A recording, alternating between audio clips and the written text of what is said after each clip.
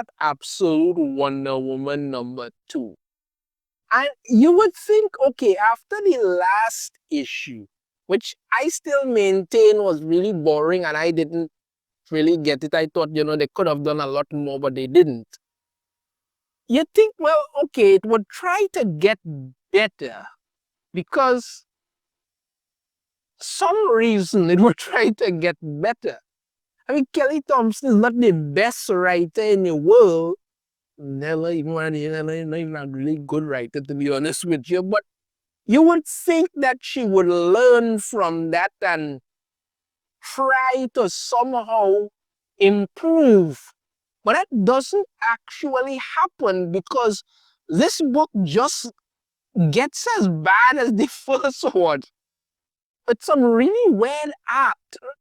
Let's just get into it because last time around, Wonder Woman was battling these Harbingers who showed up, right? And they had the whole thing, and she pulls out her new lasso, which is red, because she's the princess of hell and all that, the last Amazon and all that stuff and the other. And there's this camera crew showing what's going on and all of that.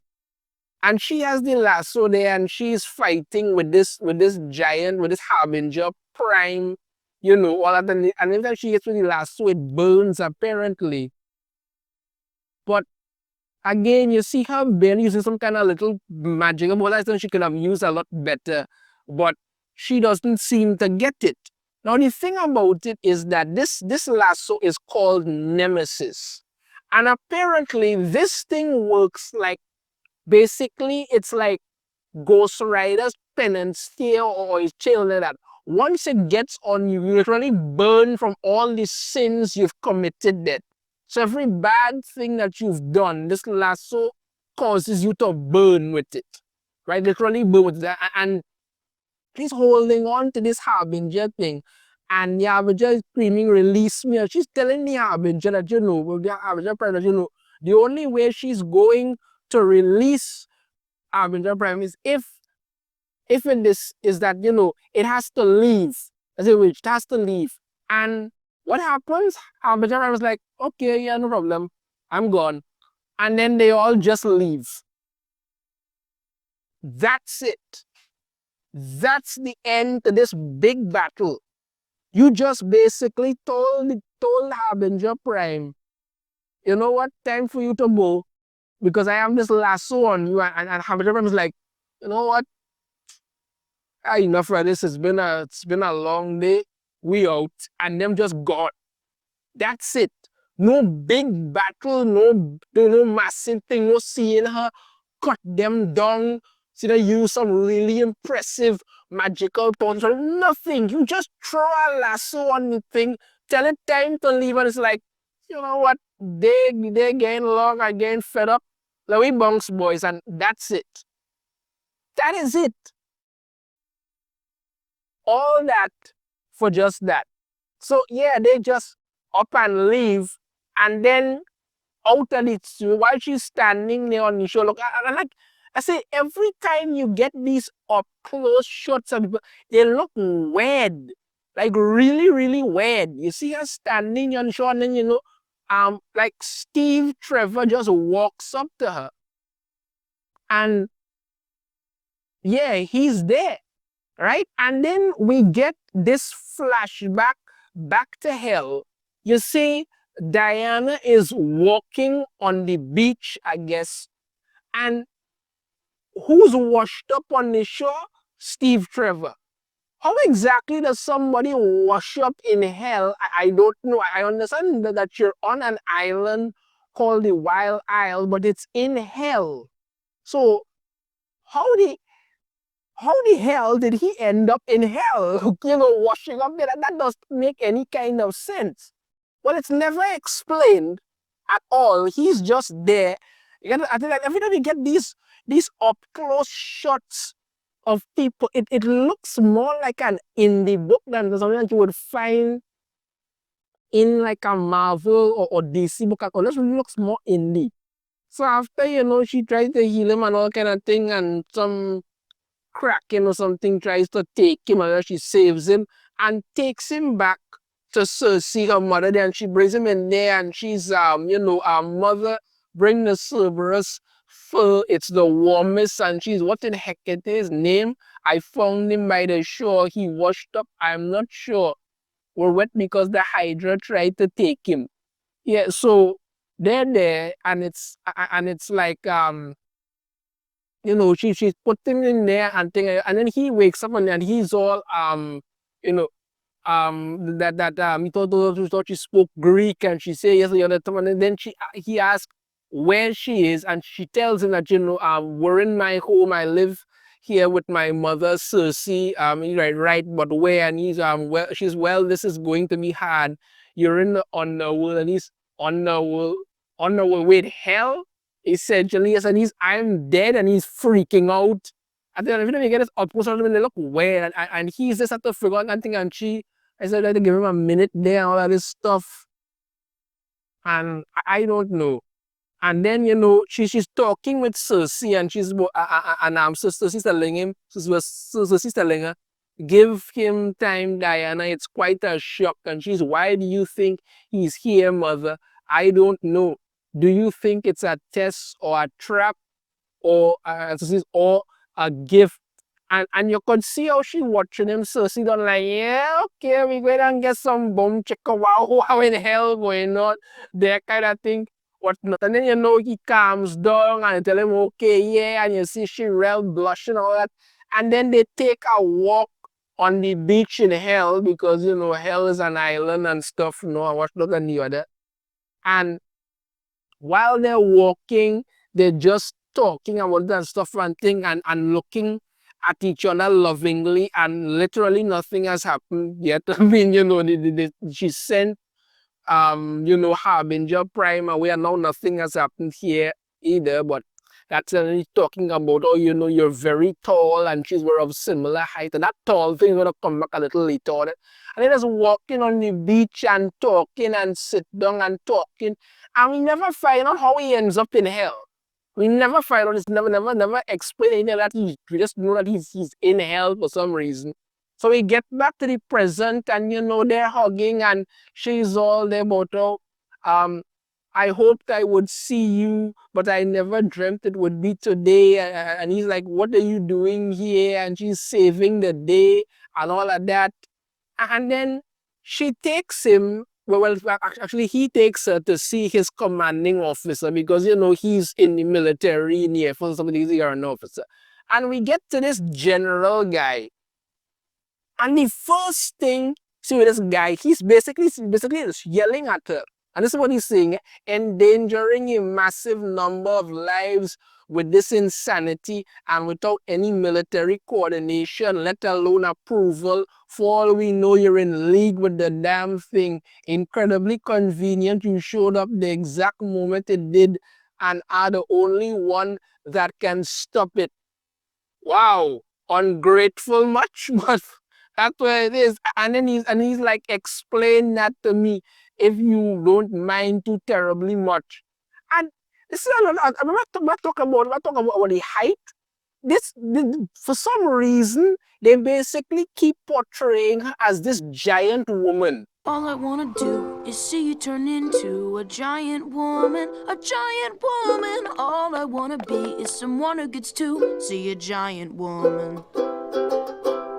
Honestly, she's like the same height as Steve Trevor, but everybody always has to be looking up at her. Like she suddenly become this giant woman who's just there, and I don't get it. And then she basically just dresses down this commander to let I understand your position, Commander. I am an outsider and an element you cannot control, and that frustrates you, but this is not my problem. And she just goes on with the, my problem is that monsters are coming, and I am only one woman, but I will coordinate with you to the best of my ability so that we may save more lives together. And it basically just, drill down, and then all of a sudden, she's like, how is the just completely ignoring the command and all this nonsense, because suddenly it's supposed to be like she's commanding the room. Again, everybody's looking up at her. This made her into this giant, this giant woman. All I wanna do is help you turn into a giant woman, a giant woman. All I wanna be is someone who gets to see a giant woman.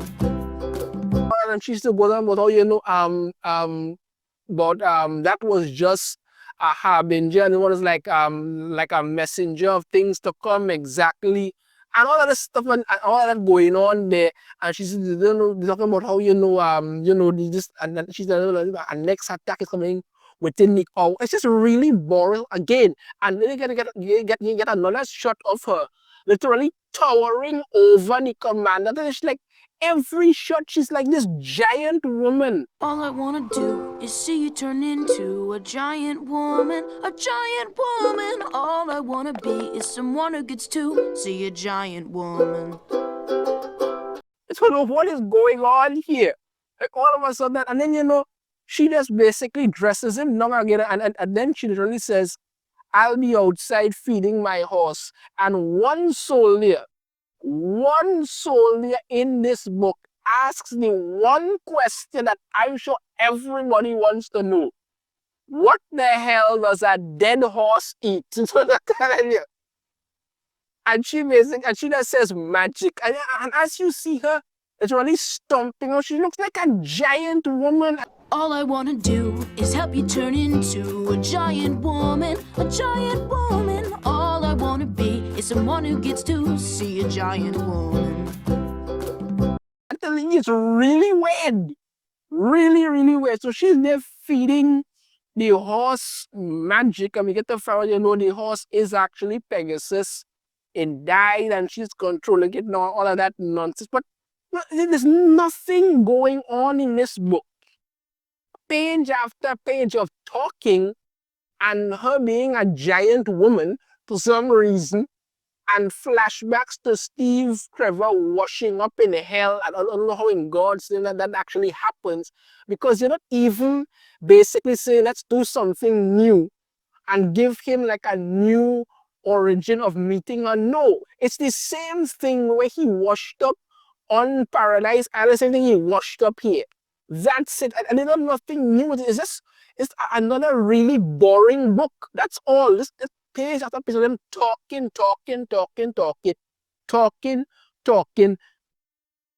and more talking. That's it. Then all of a sudden, the Pegasus gets all fired up and stuff, and they hear some song, some kind of screeching song, and then she tells them that they have to get away from it, and you see this giant bug-like thing coming there, and he's like, "Oh my God, Diana, what is it?" And she's death personified. Really? Really? Dramatic much? It's a big insect thing. God, I hope Johnny Storm isn't going to start some kind of relationship with this thing, but still, and let's see. That's it. And then, she's basically telling her, Commander, evacuate the city. No, I'll buy you time. And she says, I think it's called a tetracide. It leaves nothing behind. And that's it. That's the whole book. Literally nothing but page after page of endless yammering on her being a giant woman. All I wanna do is see you turn into a giant woman, a giant woman. All I wanna be is someone who gets to see a giant woman. Steve Trevor washing up in hell and never explaining as to why. And then at the end, this giant tentacle, this giant bug thing shows up. That's it. I'm telling you, this really did suck. When the person really, really sucky issue that I did. The first one was bad. This one is just follows that up. At least the first one had some kind of action where she fighting. It wasn't good, but it was something. But this one is just also really, really boring. That is really boring. God, boy. My final rating for Absolute Wonder Woman #2, I'm going to give this a 1 out of 5. I mean, the art kind of looked from, like, basically, long distance shots, I should say, look good. Like this insect thing looks good. But when you get up close on it, it looks weird. The faces look weird. Everything just look really weird. The art was never at all. The story just, if you could even call it, just word bubble after word bubble after word bubble. And Diana being a giant woman. That was it. Let me know your thoughts on this in the comments. I have a different opinion. I'd love to hear it. If you like it, hit that thumbs up. Subscribe if you haven't already. Ring the notification. You'll be notified every time I put a new video. And I shall see you all next time. Take care.